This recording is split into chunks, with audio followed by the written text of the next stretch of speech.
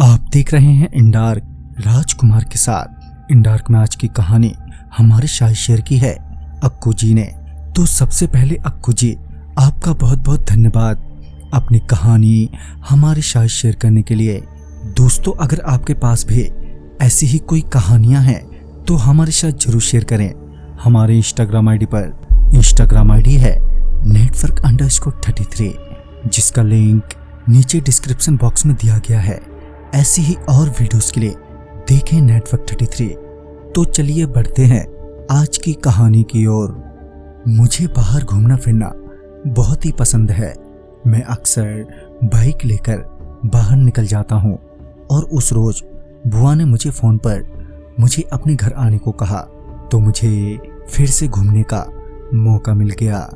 मुझे बुआ के घर जाना वैसे भी बहुत पसंद है, क्योंकि बिलासपुर से अंबिकापुर का 250 किलोमीटर का सफर बहुत ही खूबसूरत है। चारों तरफ जंगल और जंगल के बीच से गुजरता रास्ता जितना खूबसूरत दिखाई देता है उतना ही डरावना भी। और इस रास्ते की सबसे खास बात तो मुझे बहुत लुभाती है, वो है इस रास्ते में पड़ने वाला एक पुल। वो बहुत ही ज्यादा खूबसूरत है। मैं अगले दिन ही सुबह के वक्त बुआ के घर के लिए निकल गया। सफर का मजा लेते हुए मैं पहुंचा उस पुल पर, जहां मैंने अपनी बाइक एक साइड लगाई और सिगरेट पीते हुए वहां के नज़ारे को निहारने लगा। फिर मेरी सिगरेट खत्म हुई और मैं वहां से चल दिया और 250 किलोमीटर का सफर तय करने के बाद मैं अपनी बुआ के घर पहुंचा, जहां बड़ा ही मजा आया। और मजे मजे में कब दिन से शाम हुई और फिर रात पता ही नहीं चला। मुझे अगले दिन बहुत ही जरूरी काम था, तो मैं बुआ के यहाँ रुक नहीं सकता था। लिहाजन मैं रात के 2:30 बजे ही वहां से निकला। उस वक्त पूरे रास्ते में मुझे कोई गाड़ी सड़क पर नजर नहीं आ रही थी। मैं अपने बाइक की स्पीड बढ़ाए चले जा रहा था। तभी मैंने पुल से ठीक पीछे अपनी बाइक रोकी और पीने के लिए सिगरेट जलाई। मैं अभी सिगरेट पी ही रहा था कि मुझे जोरदार टक्कर की एक आवाज सुनाई दी। मैंने सामने देखा तो पाया कि एक गाड़ी वाले ने किसी बाइक वाले को पुल पर टक्कर मार दी है और कार वाला टक्कर मारने के बाद ठीक मेरे सामने से भाग गया। मैं तुरंत ही उस बाइक वाले की मदद के लिए दौड़ा कि मुझे फिर एक टक्कर की आवाज आई, मगर इस बार मेरे पीछे से। जब मैंने पीछे देखा तो पाया कि मेरी बाइक नीचे गिरी हुई है और उसका हेडलाइट टूट गया है।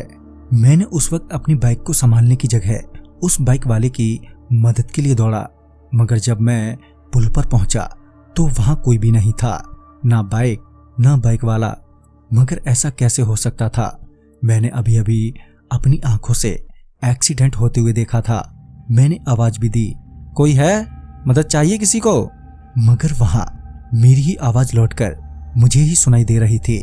कुछ देर के बाद मैं वापस अपनी बाइक के पास आया तो देखा कि मेरी बाइक भी खड़ी है और सब कुछ पहले जैसा ही ठीक ठाक है।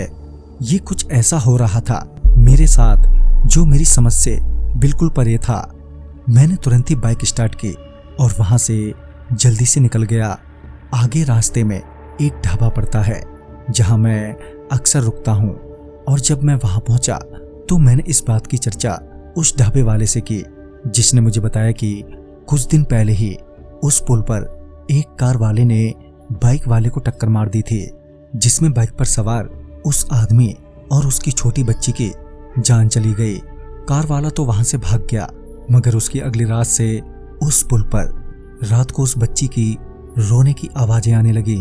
और तुम्हारी तरह दूसरे लोगों ने भी ऐसा ही एक्सीडेंट देखे जाने का जिक्र किया। कुछ ने तो पुल के नीचे देखा, पर वो अपने आप ही पुल के नीचे गिर गए।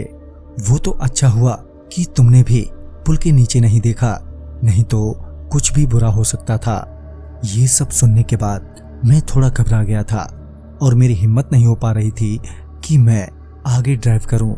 लिहाजन मैं सुबह होने तक वहीं ढाबे पर ही रुका और सुबह होते ही वहां से घर निकल गया। ये तो थी एक छोटी सी घटना जो मेरे साथ पेश आई थी। इससे पहले मैंने कभी भी ऐसा कुछ नहीं देखा था जो उस रात देखा।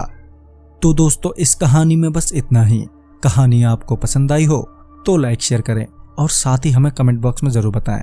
तो मैं आपका दोस्त राजकुमार जल्द ही मिलूंगा आप ही की भेजी हुई एक नई कहानी के साथ। तब तक के लिए बाय एंड टेक केयर।